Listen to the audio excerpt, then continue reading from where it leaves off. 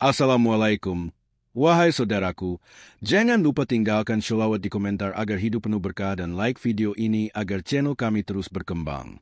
Mulyono, seorang tukang kayu sederhana dari Solo, berhasil menembus dunia politik berkat kerja keras dan kejujurannya. Ia dikenal sebagai wakil rakyat yang membela kaum kecil.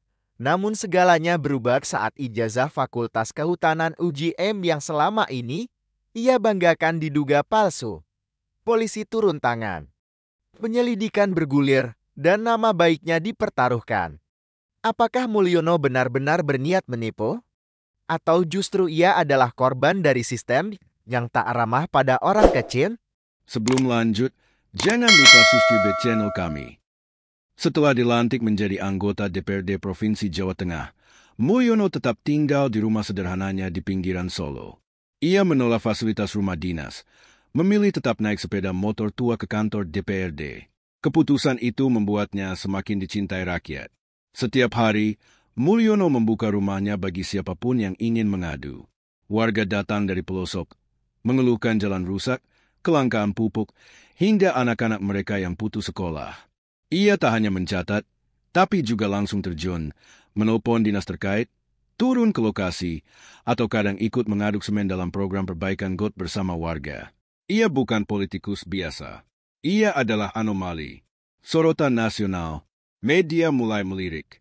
Sebuah program televisi menayangkan dokumenter tentang Mulyono berjudul Dari Kayu ke Kursi DPRD. Dalam tayangan itu, ia terlihat sedang mengetuk pintu rumah warga sambil membawa buku catatan kecil.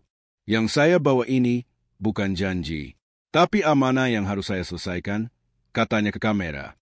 Viral. Masyarakat di luar Jawa mulai mengenal nama Mulyono. Banyak yang membandingkannya dengan politikus elit yang hidup mewah. Para jurnalis mulai menyusuri latar belakangnya. Tukang kayu, aktivis, korban gusuran, kini jadi anggota DPRD. Semua bahan liputan yang menarik. Dan dari sanalah, satu hal kecil menjadi sorotan besar. Di profil resmi DPRD dan sejumlah wawancara, tertulis bahwa Mulyono adalah lulusan Fakultas Kehutanan UGM. Nama besar itu memperkuat citra dirinya sebagai rakyat biasa yang sukses menempuh pendidikan tinggi dengan penuh perjuangan. Namun ada yang janggal. Seorang jurnalis muda dari Jakarta, Randy Maulana, mencoba memverifikasi data akademik Mulyono. Ia menghubungi bagian alumni UGM, dan jawabannya mengejutkan. Kami tidak menemukan nama Mulyono bin Rasiman sebagai alumni Fakultas Kehutanan dari tahun berapapun. Randy mengira hanya kesalahan database. Tapi setelah dicek ulang, tetap nihil.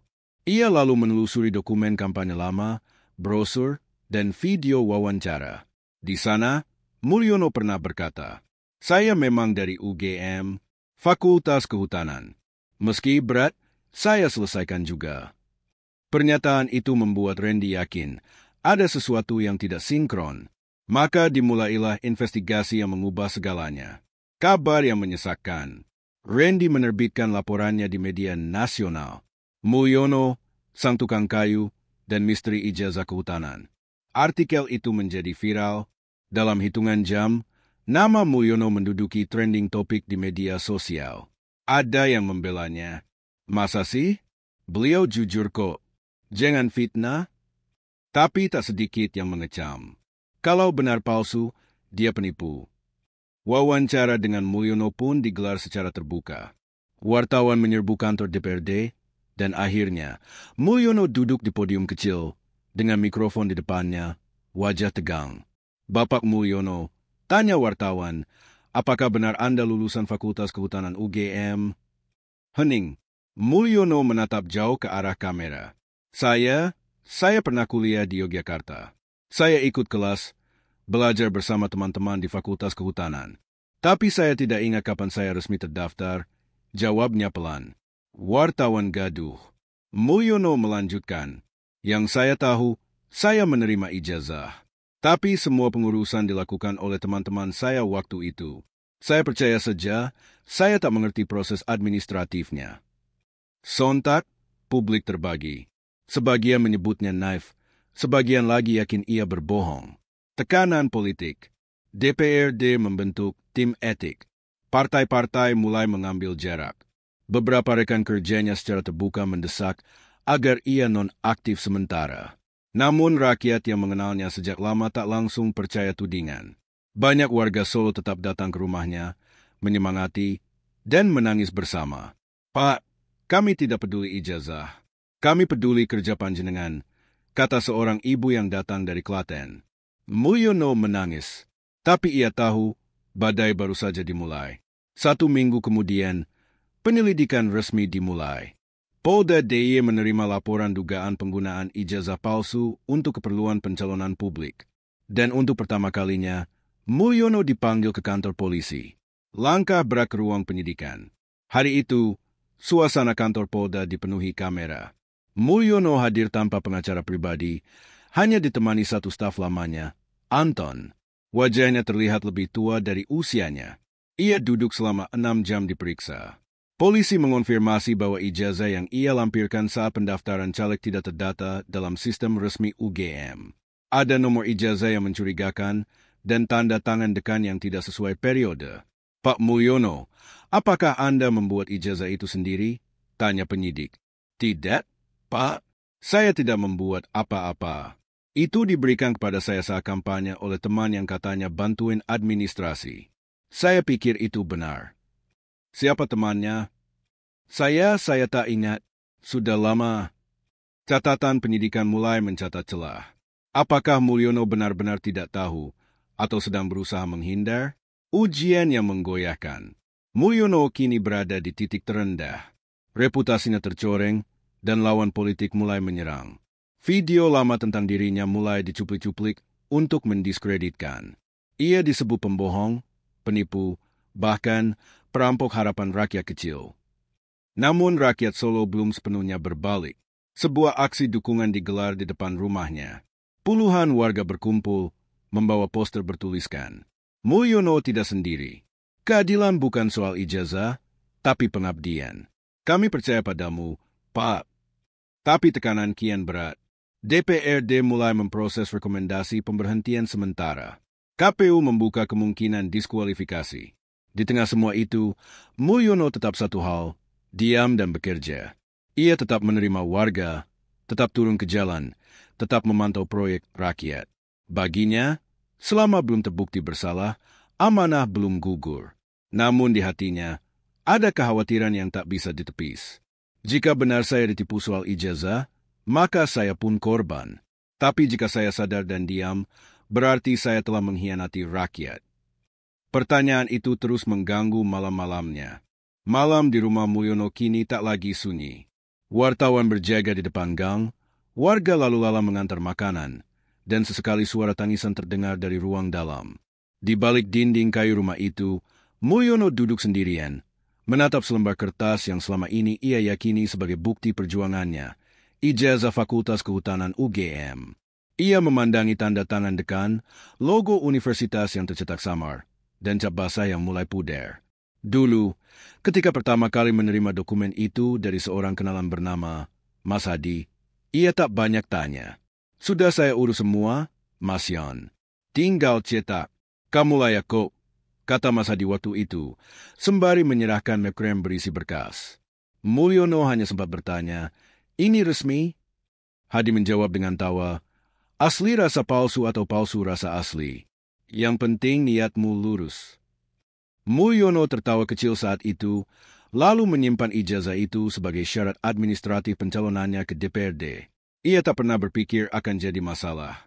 Baginya, dokumen hanyalah formalitas.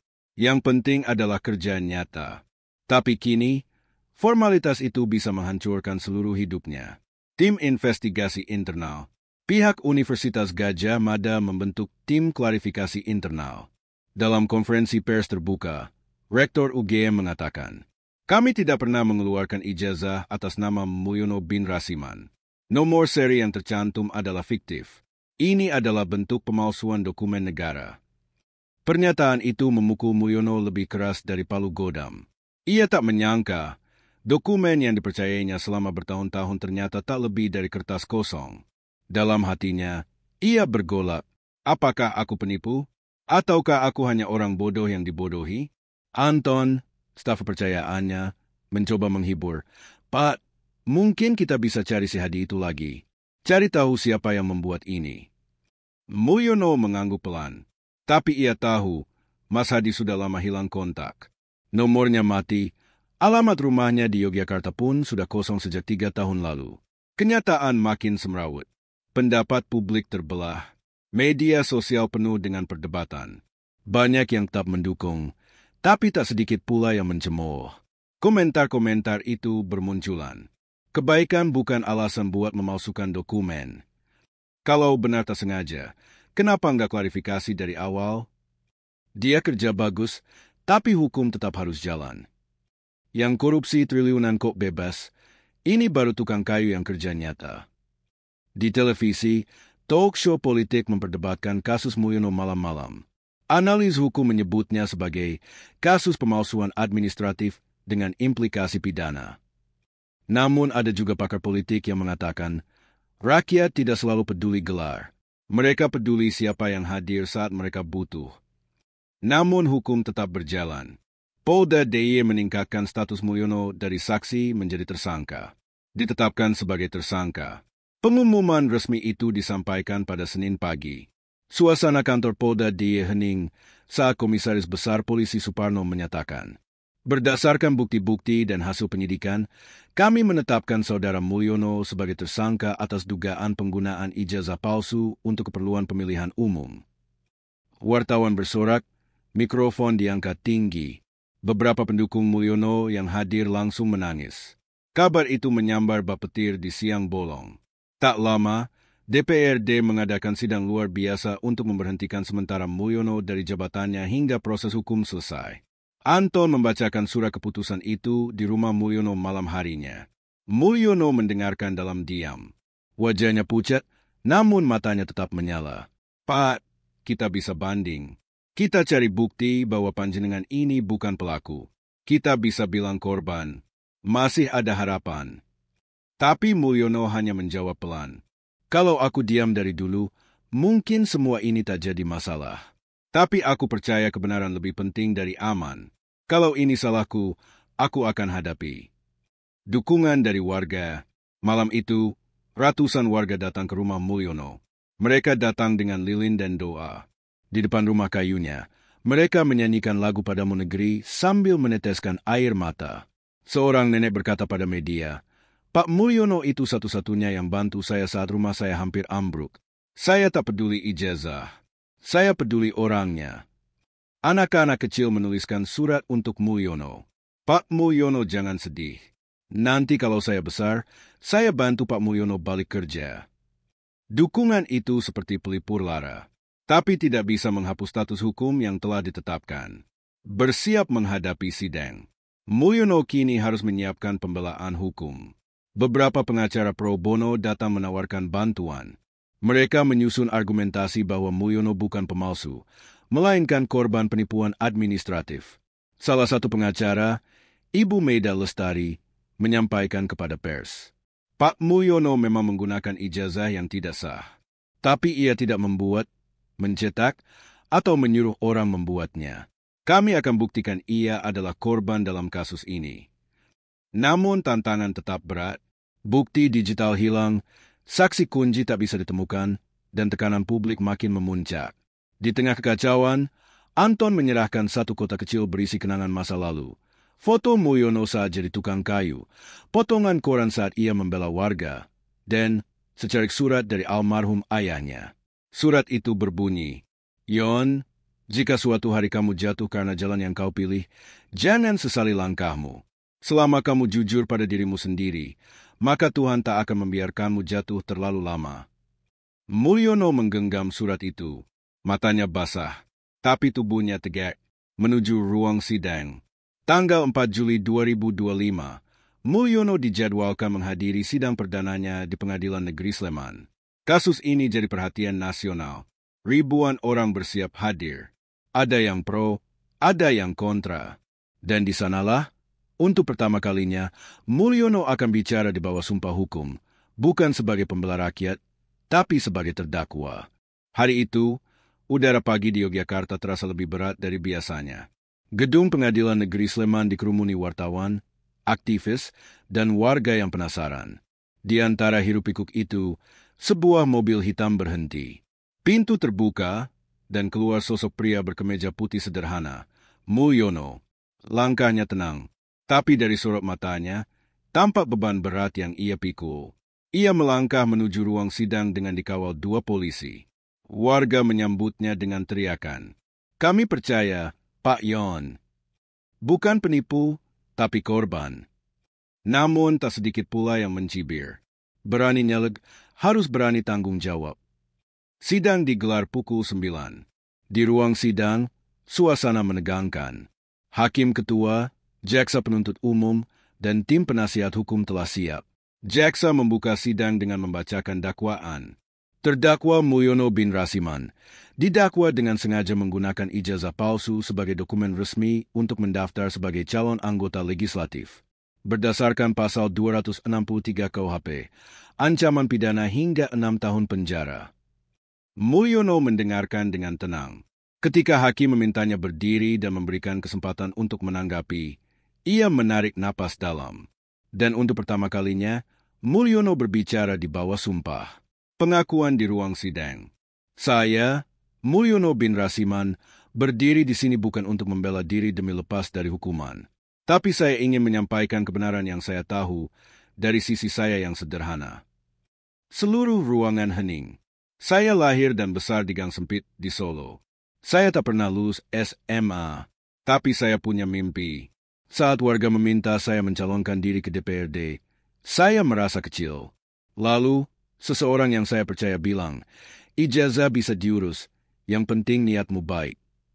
Suara Mulyono bergetar. Saya tidak tahu cara membedakan ijazah asli atau palsu. Saya tidak pernah masuk kuliah. Tapi saat saya lihat nama saya di atas ijazah, saya percaya mungkin ini memang jalanku. Ia menunduk. Kalau itu kesalahan saya siap bertanggung jawab. Tapi saya bersumpah, saya tidak pernah niat menipu siapapun. Saya hanya ingin bisa masuk ke sistem agar bisa bantu rakyat kecil. Ruangan hening kembali. Bahkan sebagian orang terlihat meneteskan air mata. Kesaksian demi kesaksian. Pengacara Mulyono menghadirkan beberapa saksi meringankan, termasuk Anton, asistennya, dan Bu Ratmi, warga yang dibantu Mulyono saat rumahnya terbakar. Pak Yon itu orang lurus. Saat dia tahu ijazahnya dipermasalahkan, dia nggak kabur. Dia tetap datang ke sidang, tetap kerja sampai diberhentikan. Kalau dia penipu, mana ada yang begini? Ujar Anton di persidangan. Jaksa tetap bersikeras. Namun fakta bahwa terdakwa menggunakan ijazah palsu tak bisa diingkari. Tanpa dokumen itu, ia tak bisa mencalonkan diri. Artinya, dokumen itu adalah alat untuk mendapatkan keuntungan politik. Suasana makin tegang. Pengacara Meida Lestari menyampaikan pembelaannya dengan tegas. Tidak semua pemakai dokumen palsu adalah pemalsu. Apalagi jika ada bukti bahwa terdakwa tidak memahami sepenuhnya isi dan legalitas dokumen tersebut dan justru menjadi korban dari jaringan pemalsuan. Namun jaringan itu sulit dibuktikan. Mas Hadi, satu-satunya saksi kunci, masih belum ditemukan. Pertemuan di balik jeruji. Malam hari setelah sidang pertama, Mulyono ditempatkan sementara di ruang tahanan Polda DIE sambil menunggu sidang lanjutan. Di sana, ia kedatangan tamu tak terduga, Rektor UGM. Saya datang bukan sebagai rektor, ucap pria itu. Saya datang sebagai anak bangsa yang juga percaya bahwa setiap orang bisa berubah. Mulyono menunduk. Saya tahu Anda tidak kuliah di UGM. Tapi saya juga tahu Anda mengubah banyak hidup orang. Mungkin kita, di dunia akademik, terlalu terikat pada formalitas. Dan mungkin kami juga gagal menyediakan jembatan bagi orang seperti Anda. Mulyono hanya bisa menjawab lirih. Saya hanya ingin membuat orang kecil percaya bahwa mereka punya harapan. Rektor itu mengangguk, dan Anda sudah melakukannya. Sebelum pergi, ia meninggalkan buku catatan kecil. Di dalamnya tertulis, kejujuran tidak selalu menyelamatkanmu dari luka, tapi ia akan menyelamatkan jiwamu dari kehancuran. Jaksa menyerang, publik terpecah. Dalam sidang berikutnya, jaksa penuntut menampilkan bukti bahwa Mulyono secara aktif menyertakan ijazah tersebut dalam proses administrasi pencalonan. Tidak ada tanda-tanda bahwa terdakwa ragu terhadap legalitasnya, ujar jaksa. Tapi tim pembela menyodorkan testimoni dari staf KPUD yang menyatakan bahwa dokumen tersebut tidak diverifikasi secara menyeluruh dan proses seleksi administrasi cenderung longgar saat itu. Persidangan berkembang menjadi sorotan nasional. Acara debat di TV menampilkan kubu pro dan kontra. #Bebaskan Mulyono dan hukum tetap tegak bersaing trending. Surat dari Presiden. Di tengah gejolak itu, kejutan terjadi. Presiden Republik Indonesia mengirim surat terbuka yang dibacakan juru bicara istana. Pak Mulyono adalah cermin dari jutaan rakyat Indonesia yang berjuang dari bawah. Pemerintah menghormati proses hukum, namun kami juga mendorong keadilan yang manusiawi dan berpihak pada niat baik. Surat itu serta-merta menghapus ancaman pidana, tapi menjadi simbol bahwa negara mulai membuka mata terhadap realitas sosial rakyat kecil yang tersisih oleh sistem formal pendidikan. Menanti putusan. Setelah 3 minggu persidangan, hakim menjadwalkan pembacaan putusan akhir. Mulyono tidak ditahan selama proses menunggu, tetapi status tersangkanya tetap aktif. Ia menghabiskan waktu dengan warga, membetulkan atap rumah janda tua, dan membacakan buku cerita untuk anak-anak gang. Media terus meliputnya, namun kini dengan nada yang lebih manusiawi. Di sela waktu senggang, Anton bertanya, "Pak, kalau nanti divonis bersalah, panjenengan akan kecewa?" Mulyono menjawab tenang, "Saya sudah diselamatkan, bukan oleh hukum, tapi oleh kesempatan untuk bicara jujur. Biarpun dihukum, saya sudah menang di hati saya." Anton menunduk, terdiam, di antara hukum dan keadilan. Hari penentuan pun tiba. Semua mata tertuju pada satu nama, Mulyono. Sosok yang dulunya hanyalah tukang kayu, kini jadi simbol perdebatan antara kakunya hukum dan lenturnya keadilan. Apakah ia akan dijatuhi hukuman penjara? Ataukah ia akan dinyatakan korban dari sistem yang lebih besar? Dan bagaimana nasib politik dan hidupnya setelah semua ini? Jawabannya akan terungkap di akhir perjalanan yang mengguncang nurani banyak orang. Gedung Pengadilan Negeri Sleman pagi itu dipenuhi lebih banyak orang dibanding hari-hari sebelumnya. Wartawan dari berbagai stasiun TV nasional berdiri dengan kamera siap menyiarkan langsung. Di antara kerumunan, ada wajah-wajah cemas. Ibu-ibu kampung, aktivis hukum, mahasiswa, bahkan anak-anak kecil yang mengenal Mulyono dari kegiatan membaca cerita mingguannya. Semua ingin tahu satu hal. Apa vonis hakim untuk Mulyono? Sidang terakhir. Pukul 9.30, hakim memasuki ruang sidang. Mulyono duduk tenang, didampingi pengacaranya, Meida Lestari. Jaksa penuntut umum menatap tajam, yakin bahwa keputusan hukum harus ditegakkan tanpa pandang bulu. Hakim ketua memulai dengan kalimat pembuka. Setelah mempertimbangkan seluruh keterangan saksi, barang bukti, pledo terdakwa, serta fakta-fakta yang terungkap di persidangan, maka majelis hakim memutus perkara ini dengan pertimbangan sebagai berikut. Seluruh ruang diam. Pertimbangan hakim. Hakim memaparkan bahwa ijazah yang digunakan Mulyono untuk mendaftar sebagai calon legislatif memang tidak terdaftar secara resmi di database Universitas Gadjah Mada. Validasi ke fakultas pun menunjukkan tidak ada nama Mulyono bin Rasiman sebagai mahasiswa aktif maupun alumni. Namun, majelis hakim juga menemukan bahwa terdakwa memperoleh ijazah tersebut melalui pihak ketiga, yang hingga kini tidak ditemukan. Tidak ada bukti kuat bahwa terdakwa mengetahui secara pasti bahwa dokumen tersebut palsu. Selain itu, terdakwa tidak pernah mendapatkan keuntungan materi secara langsung dari ijazah tersebut dan telah menunjukkan itikat baik dalam mengikuti proses hukum. Hakim mengambil jeda sejenak, lalu menyampaikan putusan. Putusan yang mengguncang. Maka dengan ini, majelis hakim menjatuhkan putusan bebas murni kepada terdakwa Mulyono bin Rasiman atas dasar tidak terbukti secara sah dan meyakinkan bahwa terdakwa memiliki niat jahat atau pengetahuan atas kepalsuan dokumen tersebut. Namun, majelis juga merekomendasikan agar terdakwa tetap dikeluarkan dari jabatan publik yang diperoleh berdasarkan dokumen tidak valid demi menjaga integritas sistem pemilihan umum. Reaksi ruang sidang. Hening sesaat berubah jadi riuh. Beberapa orang bersorak, menangis, memeluk satu sama lain. "Pak Yon bebas! Pak Yon bebas!"